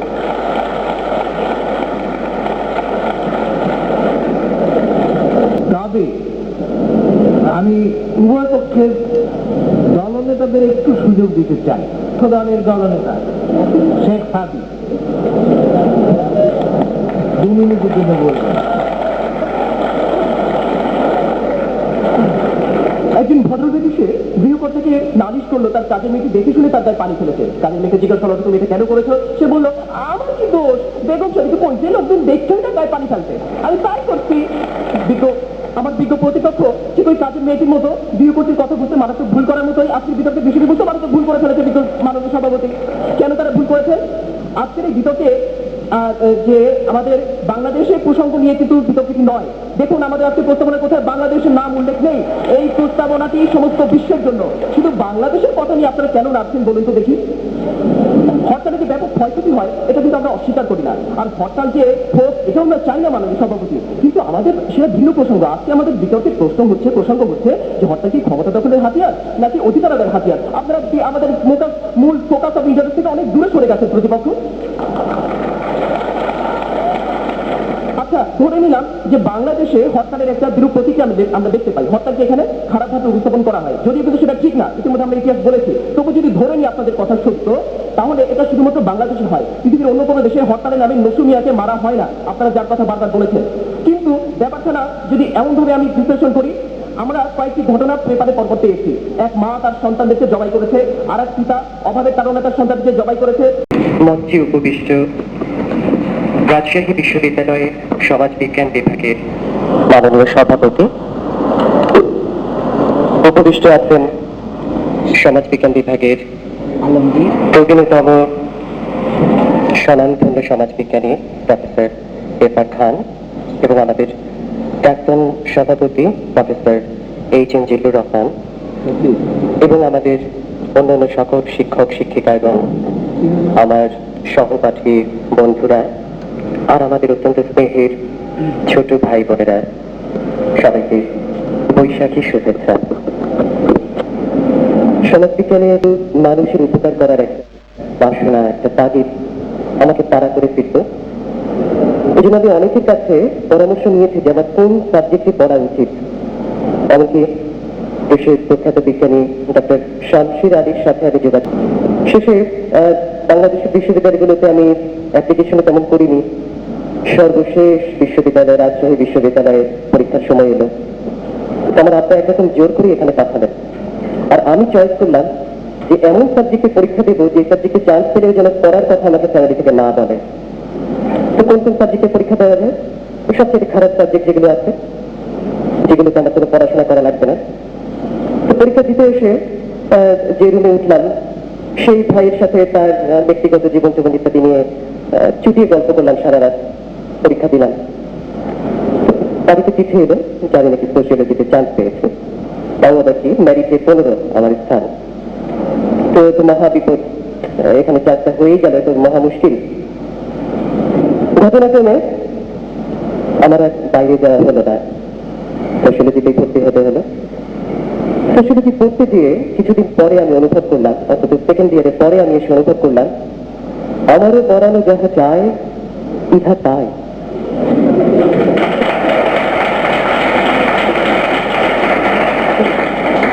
অনেক প্রশ্ন আমাকে তাড়া করে ফিরত। আমাদের দেশে একজন মানুষ সারা দিন রাত খাটে, সারাদিন রাত খেটেও সে 80 টাকা মাত্র তার পারিশ্রমিক পায়, অথচ জার্মানিতে মাত্র 1 ঘন্টা কেউ যদি হোটেলে কাজ করে তাহলে সে বাংলাদেশি টাকায় 12 থেকে 1500 টাকা পায়। এটা কেন? আমরা কেন এত গরিব, ওরা কেন এত উন্নত, ওরা কেন এভাবে এত ধনী? আমরা কেন আমাদের জীবনকে আরো সুন্দর করতে পারছি না? কিভাবে মানুষের জীবনকে সুন্দর করা যায়? সোশিয়োলজি অফ ডেভেলপমেন্ট করতে সেই উত্তরগুলো পেলাম। সাংঘাতিক ব্যাপার সোশিয়োলজি অফ ডেভেলপমেন্ট। আরো সাংঘাতিক ব্যাপার, আমার বন্ধু বান্ধব যারা আছে, আমার আত্মীয় স্বজন যারা আছে, তারা সবাই আমার বিরুদ্ধে কখনো প্রশংসা কিংবা কখনো অভিযোগ আনে যে এই ছেলেটা বড় আজব, ও সবসময় ব্যতিক্রমী কিছু করে। ব্যতিক্রমী কিছু কেন করবো না? চিন্তার জগতে সোশ্যাল থট করতে যেয়ে আমি যখন দেখলাম বড় বড় চিন্তাবিদ, তারা সমাজের কপালে লাথি মেরে নতুন চিন্তা করেছেন। তারা সমাজের অনাচার যত বৈষম্য আছে সবকিছুকে উল্টে দিয়ে নতুন চিন্তাধারাকে অগ্রসর করে নিয়ে গেছেন। সাংঘাতিক ব্যাপার ছিল এটি আমার জন্য। মুস্তাফিজ স্যার আমাদের মাস্টার্স এবং সেকেন্ড ইয়ারে দুটো ক্ষেত্রেই থট করিয়েছেন। আমার চিন্তা জগতে একটি বিশালভাবে নাড়া দিয়েছে এবং আজকে আমি বিদায়ের মুহূর্তে বলতে পারি আমি সম্পূর্ণ সন্তুষ্ট সোশিয়োলজিতে পড়ে, এবং আমার ছোট ভাই বোনদেরকেও আমি ইনশাআল্লাহ সোশিয়োলজি পড়াবার চেষ্টা করব। সোশিয়োলজি ডিপার্টমেন্টের সমস্ত শিক্ষক শিক্ষিকা সবার কাছ থেকে আমি যে জ্ঞান দুগ্ধ পান করেছি, জানি না কতটুকু হৃষ্টপুষ্ট হতে পেরেছি, সেই দুগ্ধ প্রদানের জন্য তাদের সবার কাছে আমি কৃতজ্ঞ। কোন একজন আল্লাহওয়ালা ব্যক্তির একটি বাণী ছিল, যার কাছ থেকে আমি একটি বাক্য শিখেছি চিরদিনের জন্য আমি তার গোলাম হয়ে রইলাম। সেদিক থেকে আমি আমার শিক্ষকদের গোলাম হয়েই থাকলাম চিরদিনের জন্য। এই বিভাগ, এই বিশ্ববিদ্যালয় এবং এই বিভাগ প্রতিষ্ঠায় যাদের ভূমিকা ছিল তাদের সবার কাছে আমি কৃতজ্ঞতা প্রকাশ করছি। আমি কৃতজ্ঞতা প্রকাশ করছি বাংলাদেশের মাথার ঘাম পায়ে ফেলে ট্যাক্স পেয়ার যারা ট্যাক্স দিচ্ছেন, যাদের ট্যাক্সে আমরা এখানে মাত্র 10 টাকা বেতন দিয়ে লক্ষ লক্ষ টাকার কিংবা অমূল্য শিক্ষা অর্জন করতে পারছি। যে শিক্ষকরা সবচেয়ে ব্রিলিয়ান্ট, অত্যন্ত যোগ্যতা সম্পন্ন, আমি জোর দিয়ে বলতে পারি, সেই শিক্ষকদের সাহচর্য আমরা লাভ করতে পারছি। সেই ট্যাক্স পেয়ারদেরকে অসংখ্য ধন্যবাদ, আমি কৃতজ্ঞ তাদের কাছে। আর সর্বোপরি সেই আল্লাহর কাছে তো অবশ্যই কৃতজ্ঞ যিনি আমাদেরকে সুস্থতার সাথে পরিপূর্ণভাবে তৈরি করেছেন, সুন্দর করে আমাদেরকে তৈরি করেছেন, আমাদের মস্তিষ্ককে সুন্দর রেখেছেন সঠিকভাবে যাতে আমরা পড়াশোনা। সেটি ইতিহাস বিভাগ, পাবলিক অ্যাডমিনিস্ট্রেশন বিভাগ, ল, এই সমস্ত ডিপার্টমেন্ট তারা যত তাড়াতাড়ি তাদের পাঠ্যক্রম শেষ করতে পারে, আমার মনে হয় যে সোশিয়োলজি ইচ্ছা করলেই সেটা পারে, এবং সোশিয়োলজি যেখানে রেশনাল অ্যাকশন প্র্যাকটিস করে সেখানে কেন এটা হবে না? আমার প্রত্যাশা থাকবে সোশিয়োলজির পাঠ্যদান যেন যথাসময় এবং যত সংক্ষেপে সম্ভব পরিপূর্ণতার সাথে যেন সমাপ্ত করার জন্য তারা একটু দৃষ্টি দেন। দ্বিতীয় কথা, মডার্নাইজেশন। সোশিয়োলজি ডিপার্টমেন্টে আমি আগেই বলেছি ম্যাথ ওয়েবার পড়ানো হচ্ছে, এখানে অগাস্ট পড়ানো হচ্ছে, রোস্তভ পড়ানো হচ্ছে। তো why should not we be much more modern? আমাদের এই 303 নম্বর রুমে মাইকের জন্য আমি ব্যক্তিগতভাবে কিছু দোকানে যোগাযোগ করেছি হাসান ইমাম স্যারের অনুপ্রেরণায়। তো আমি দেখেছি যে সাম্প্রতিকতম প্রযুক্তি যেটা রেডিও ট্রান্সমিটার, FM ট্রান্সমিটার আছে, যেগুলো খুব ছোট্ট বুক পকেটে রাখা যায়। মাইক্রোফোনটা এখানে থাকবে, কোনো তার ছাড়াই ট্রান্সমিট হবে, আরেক জায়গায় রিসিভার থাকবে, দুটো বা তিনটা স্পিকার থাকবে, ফলে খুব মিষ্টি, খুব সুন্দর শব্দের ভিতর দিয়ে সমস্ত ছাত্রছাত্রী সমানভাবে ক্লাস উপভোগ করতে পারবেন, এবং শিক্ষককে সেই মানধাতার আমলের ট্র্যাডিশন অনুযায়ী গলা ফাটিয়ে শরীর থেকে ঘাম ঝরিয়ে কষ্ট করে বক্তৃতা দিতে হবে না। তো আমি আমার তথ্য চেয়ারম্যান স্যারের প্রতি আবেদন জানাবো এই ইকুইপমেন্ট গুলো দিয়ে অন্তত 303 নম্বর রুমটি যেন সাজানোর ব্যবস্থা তিনি বিবেচনা করেন। এক্ষেত্রে প্রায় 4000 টাকার মতো খরচ হবে, আমি সর্বসাকল হিসাব করে দেখেছি। আরেকটি বিষয় হচ্ছে আমাদের পরীক্ষা পদ্ধতি। ব্যক্তিগতভাবে আমি ছাত্র হিসেবে খুব খারাপ না, পরীক্ষার খাতায় আমার থেকে আর কোনো খারাপ ছাত্র আছে বলে আমার জানা নেই। এটার কি কারণ? আমার হাতে লেখা খুব বাজে, খুব স্লো, আর ওইভাবে লম্বা প্রশ্ন লিখতে হবে মুখস্থ করে আমি একেবারে পেট পুরে খেয়ে এসে বমি করে খাতায় ফেলে দিলাম। তো এটার সাথে আমি আসলে একেবারে অ্যাডজাস্ট করতে পারি না। তো আমার সন্দেহ যে আসলে আমাদের প্রচলিত এই পরীক্ষা পদ্ধতিতে মেধা যাচাইয়ের জন্য এটা সবচেয়ে অ্যাপ্রোপ্রিয়েট কিনা। মিজান স্যার থেকে শুরু করে আমাদের মুস্তাফিজ স্যার এবং আরেক স্যার দেশের বাইরে তারা উচ্চতর শিক্ষা নিয়ে এসছেন। আমি জানি না সেখানে কি পদ্ধতি প্রচলিত আছে। আমি তাদের কাছে বিনীত অনুরোধ জানাবো এই বিষয়টি বিবেচনা করার জন্য যে আমাদের এখানে পদ্ধতিটি পাল্টানো যায় কিনা। সবশেষে আরেকটি বিষয়ের প্রতি আমি তাদের দৃষ্টি আকর্ষণ করব, সেটি হচ্ছে যে পৃথিবীর সর্বশ্রেষ্ঠতম নব্য সাম্রাজ্যবাদী পুঁজিবাদী রাষ্ট্র মার্কিন যুক্তরাষ্ট্রের বিরুদ্ধে জাপানি আত্মঘাতী বিমান হামলার পর দ্বিতীয়বারের মতো ওই রাষ্ট্রটির ভিত কাঁপিয়ে দিয়েছে বলে অভিযোগ মুসলমানদের বিরুদ্ধে। 1995 সেভেনিস্তায় 10,000 মুসলমানের হত্যায় সম্প্রতি নেদারল্যান্ডসের গোটা মন্ত্রিসভা পদত্যাগ করেছে দায়ভার স্বীকার করে। ভারত, ইসরায়েল, আফগানিস্তান প্রভৃতি দেশের মুসলিম নিধন চলছে। এছাড়া ওসামা বিন লাদেন সহ ডক্টর জাওয়াহিরি সহ অন্যান্য ধনী এবং শিক্ষিত মুসলিম এলিট শ্রেণী তাদের খুব সহজেই যে আরামায়েশের জীবন ছিল সেই জীবনকে পরিত্যাগ করে এই মার্কিন দৈত্যের বিরুদ্ধে যে গর্জে উঠছে, এই সমস্ত বিষয়টি সারা পৃথিবীকে নতুন করে ইসলামের ব্যাপারে জানতে আগ্রহ জুগিয়েছে। এবং আমি রুমে যতক্ষণ থাকি আমাকে বাথরুমে গেলেও আমার রেডিওটির সাথে থাকে, বিবিসি বা ভয়েস অফ আমেরিকা থেকে আমি অনুষ্ঠান শুনতে থাকি। তো সেখানেও তারা নতুন করে ইসলাম সম্পর্কে জানতে চাচ্ছে। এবং আজকে থেকে মাত্র 8 দিন আগে রাজশাহীর যে পানরে একজন দিনমজুর আত্মহত্যা করেছেন। তার 12 বছরের কন্যা সন্তানের শ্লীলতাহানির কোনো সুবিচার না পেয়ে বাবা আত্মহত্যা করেছেন। এই বিষয়টি আমরা দেখেছি। তো যে ইসলামের পরশে পৃথিবীর সব থেকে অসভ্য মানুষগুলো সবচেয়ে সভ্য হয়েছিল, সেই ইসলামের ব্যাপারে আমার মনে হয় যে একাডেমিক ভাবে জানার এখন সময় এসেছে। আর এছাড়া আরো বিষয় রয়ে গেছে, যেমন 71 সালে এই ইসলামেরই নাম ভাঙিয়ে মানবতা বিরোধী ধ্বংসযজ্ঞ বাংলাদেশে চলেছে। কাজে এগুলো বিষয়ে জানার জন্য, বোঝার জন্য একাডেমিক ভাবে সোশিয়োলজি অফ ইসলাম আমার মনে হয় পড়া যেতে পারে। আর এছাড়া আরেকটি খুব মজার বিষয় যে ক্যাপিটালিস্ট সোসাইটি আর সোশ্যালিজমের যে আমরা অর্থনীতির যে বিষয়গুলো দেখি, এর বিপরীতে ইসলামে অত্যন্ত স্ট্রং একটি ইকোনমির ব্যাপার রয়ে গেছে। সেই সমস্ত ইকোনমির সাথে আমাদের সমাজের কি রিলেশন, এবং বিশেষ করে আমাদের মতো বাংলাদেশের মতো মুসলিম অধ্যুষিত এলাকায় ইসলামের সাথে সমাজের অন্যান্য বিষয়ের কি সম্পর্ক, এগুলো জানার জন্য আমার মনে হয় যে সোশিয়োলজি অফ ইসলাম নামে একটি কোর্স চালু করার আমি অনুরোধ রাখবো আমার শিক্ষকদের প্রতি।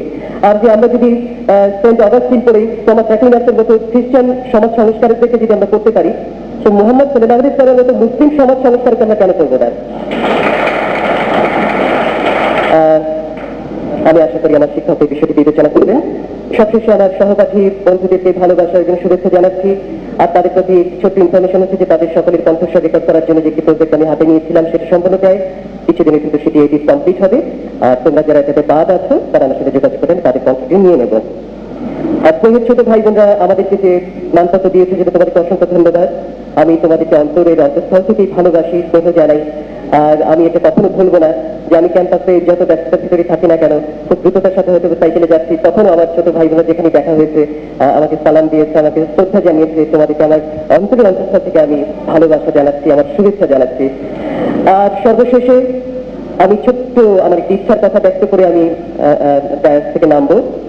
সেটি হচ্ছে আমাদের পড়াশোনা শেষ করে আমি একটা ছোট্ট ট্যুরে, 4 মাসের একটি ট্যুরে আমি ইনশাল্লাহ যাবো। সেখান থেকে ফিরে এসে কোন একটা সোর্স অফ ইনকাম আমার প্রয়োজন হবে। তো সেটার পাশাপাশি আমি চাচ্ছি যে খুব দুস্থ মানুষদের জন্য একটা ছোট্ট অর্গানাইজেশন দিয়ে আমার কিছু এনজিও কার্যক্রম শুরু করবো। যে সমস্ত মানুষরা স্টেশনে পড়ে থাকে, লঞ্চঘাটে পড়ে থাকে, রাস্তা পাশে পড়ে থাকে, হয়তোবা পাগল কিংবা ফিজিক্যালি এমনভাবে ডিজার্ভ যে তারা মানুষের কাছে ভিক্ষা চাইতেও তাদের সে যোগ্যতা নেই, ভিক্ষা দেবে সে যোগ্যতা নেই, সমাজ তাদেরকে কোনো সাহায্য প্রদান করছে না, মানে খুব মিজারেবল একটা লাইফ লিড করে তারা। তো এদের একটা পুনর্বাসন কেন্দ্র আমার করার খুব ইচ্ছা। তো এখানে যারা উপস্থিত আছে, শিক্ষক থেকে শুরু করে ছাত্রছাত্রী, সবার কাছে আমি বিনীতভাবে অনুরোধ জানাবো যে আপনারা যদি আমাকে এই বিষয়ে একটু সাহায্য করেন। প্রথমত অল্প কিছু জমি দিয়ে তারপরে এটা ফান্ড কালেকশনের মধ্য দিয়ে, তাহলে ওই লোকগুলোকে সাহায্য করার কাজে দ্রুততার সাথে আমি এগিয়ে যেতে পারি। আমি আশা করি এই বিষয়ে যদি কারো কোনো ইনফরমেশন থাকে, কেউ যদি আগ্রহী থাকেন আমার সাথে যোগাযোগ করবেন। তো এই বলে আমি আমার বক্তব্য শেষ করছি। যদি কারোর কাছে কোনো ত্রুটি বিচ্যুতি আমি ব্যক্তিগতভাবে করে থাকি, সেজন্য আমি সবার কাছে ক্ষমা চাচ্ছি। আমরা সামষ্টিকভাবে 96 ব্যাচ যদি কারোর কাছে কোনো অসৎ আচরণ করে থাকি, সেজন্য আমি মাপ চাচ্ছি। আর এই মুহূর্তে আমার মনে করছে আমাদের সহপাঠী এক বন্ধু মিজানের কথা, যে আমাদের সাথে যাত্রা শুরু করেছিল, কিন্তু যাত্রা শেষ করতে পারেনি আমাদের সাথে, পরকালে সে যাত্রা করেছে। আমি সবাইকে অনুরোধ জানাবো তার জন্য দোয়া করার জন্য, আর আমরাও যেন ওই যাত্রার জন্য প্রস্তুতি নিতে পারি, এই জন্য আমরাও সচেষ্ট হব। সকলকে অসংখ্য ধন্যবাদ। আসসালামু আলাইকুম।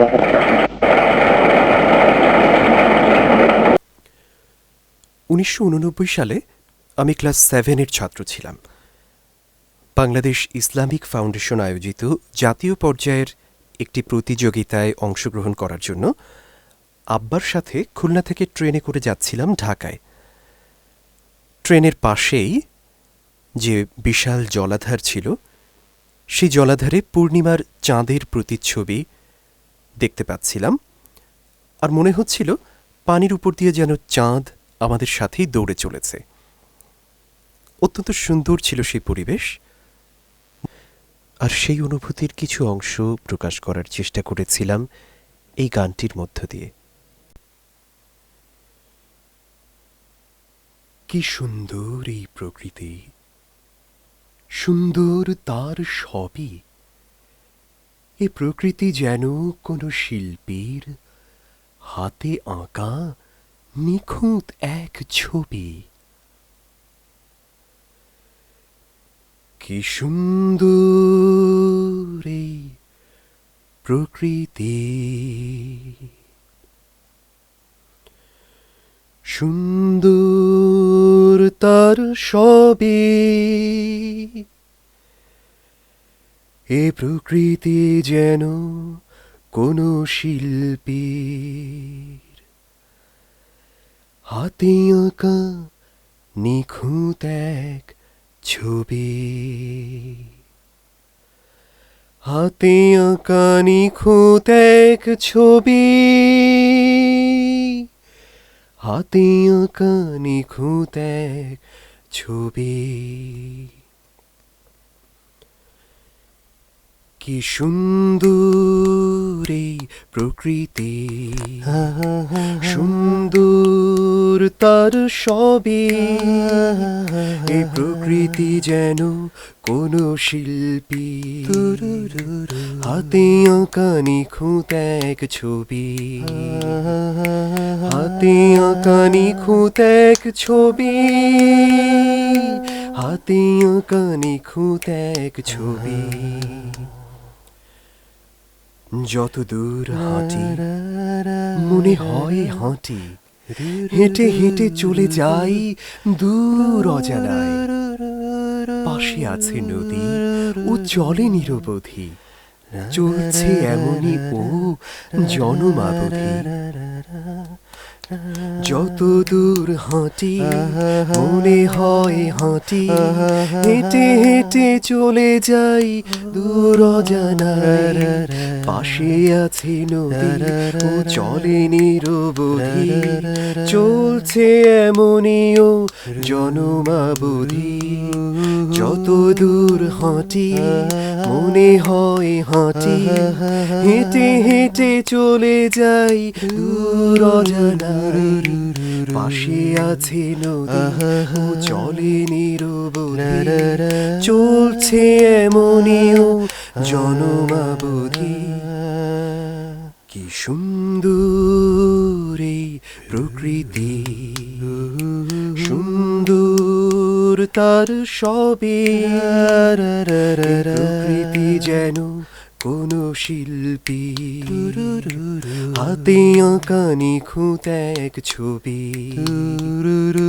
হাতে আঁকা নিখুঁত এক ছবি, হাতে আঁকা নিখুঁত এক ছবি। ওই চাঁদ যেন হাসে নববধূ সাজে, তারাগুলো হাসে যেন চাঁদেরও সাথে। ওরা যেন ভাসে ওই মাঝ আকাশে শান্তির শুভ্র স্বপনেতে। ওই চাঁদ যেন হাসে নববধূ সাজে, তারাগুলো হাসে যেন চাঁদেরও সাথে। ওরা যেন ভাসে ওই মাঝ আকাশে শান্তির শুভ্র স্বপনেতে। ওই চাঁদ যেন হাসে নববধূ সাজে, তারাগুলো হাসে যেন চাঁদেরও সাথে। ওরা যেন ভাসে ওই মাঝ আকাশে শান্তির শুভ্র স্বপনেতে। কি সুন্দরী প্রকৃতি, সুন্দর তার সবে। এই প্রকৃতি যেন কোন শিল্পী হাতে আঁকা নিখুঁত এক ছবি, হাতে আঁকা নিখুঁত এক ছবি, হাতে আঁকা নিখুঁত এক ছবি, হাতে আঁকা নিখুঁত এক ছবি,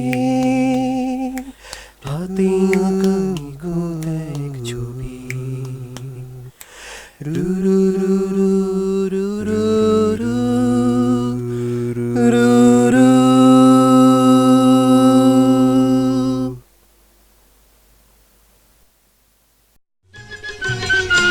মোরা ঝঞ্ঝার মতো উদ্যম, মোরা ঝর্ণার মতো চঞ্চল, মোরা বিধাতার মতো নির্ভয়, মোরা প্রকৃতির মতো সচ্ছল। মোরা ঝঞ্ঝার মতো উদ্যম, মোরা ঝর্ণার মতো চঞ্চল, মোরা বিধাতার মতো নির্ভয়, মোরা প্রকৃতির মতো সচ্ছল। মোরা ঝঞ্ঝার মতো উদ্যম, মোরা ঝঞ্ঝার মতো উদ্যম।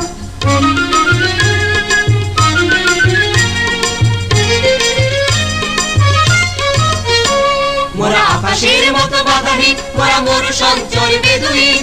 আকাশের মতো বাধাহীন, মোরা মরু সঞ্চর বেদুইন। বন্ধনহীন জন্ম স্বাধীন চিত্ত মুক্ত শতদল, মোরা বন্ধনহীন জন্ম স্বাধীন চিত্ত মুক্ত শতদল। মোরা ঝঞ্ঝার মতো উদ্যম। সুপ্রিয় দর্শকবৃন্দ, আপনাদের সবাইকে অনেক শুভেচ্ছা জানিয়ে শুরু করছি আজকের প্রাণতরঙ্গ অনুষ্ঠান। আন্তঃবিশ্ববিদ্যালয় সাংস্কৃতিক প্রতিযোগিতা 2001 উপলক্ষে আয়োজিত এই অনুষ্ঠানের আজকের বিষয় নির্ধারিত ইংরেজি। আজ সম্মানিত বিচারকের আসনে রয়েছেন ইকবাল সোবহান চৌধুরী, অধ্যাপক সৈয়দ মঞ্জুরুল ইসলাম এবং প্রজ্ঞা লাবণী।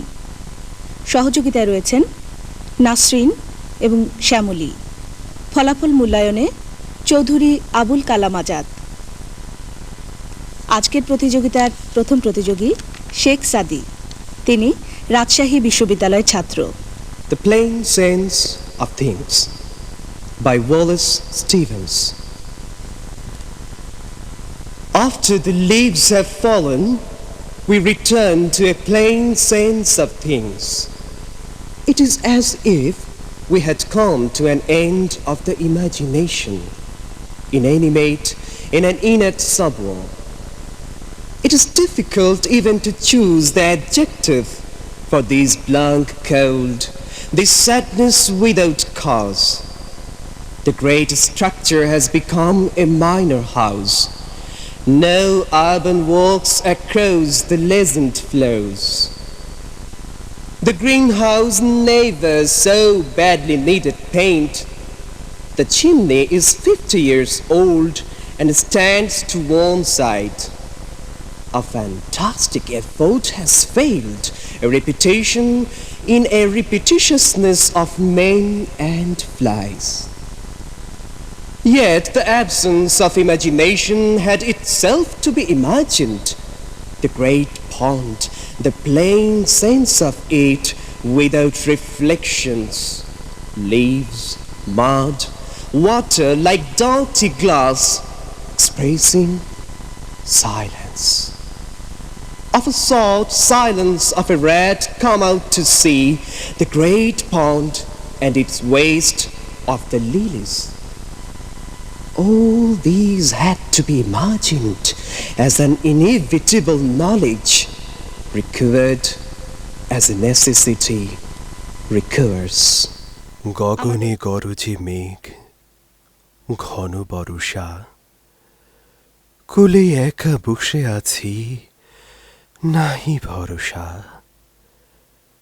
রাশি রাশি ভাড়া ভাড়া, ধান কাটা হলো সারা, ভরা নদী ক্ষুরধারা, খর বরষা। কাটিতে কাটিতে ধান এলো বরষা।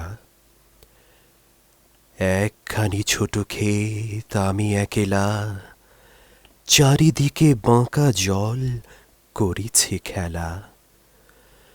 পরপারে দেখি আঁকা তরু ছায়া মশি মাখা, গ্রামখানি মেঘে ঢাকা প্রভাত বেলা। এপারেতে ছোট ক্ষেত আমি একেলা। গান গে তরিবে কে আসে পারে, দেখে যেন মনে হয় চিনি উহারে। ভরা পালে চলে যায়, কোনো দিকে নাহি যায়, ঢেউগুলি নিরুপায় ভাঙে দুধারে। দেখে যেন মনে হয় চিনি উহারে। ওগো তুমি কোথা যাও, কোন বিদেশে, বারিক ভিড়াও তরি কুলেতে এসে। যেও যেথা যেতে চাও, যারে খুশি তারে দাও, শুধু তুমি নিয়ে যাও ক্ষণিক হেসে, আমার সোনার ধান কুলেতে এসে। যত চাও তত লও তরণী পরে, আর আছে আর নাই দিয়েছি ভরে। এতকাল নদীকূলে যাহা লয়ে ছিনু ভুলে, সকলই দিলাম তুলে থরে বিথরে। এখন আমারে লহ করুণা করে। ঠাঁই নাই ঠাঁই নাই ছোট সে তরি, আমারই সোনার ধানে গিয়েছে ভরি। শ্রাবণ গগন ঘিরে ঘন মেঘ ঘুরে ফিরে, শূন্য নদীর তীরে রহিনু পড়ি। যাহা ছিল নিয়ে গেল সোনার তরী।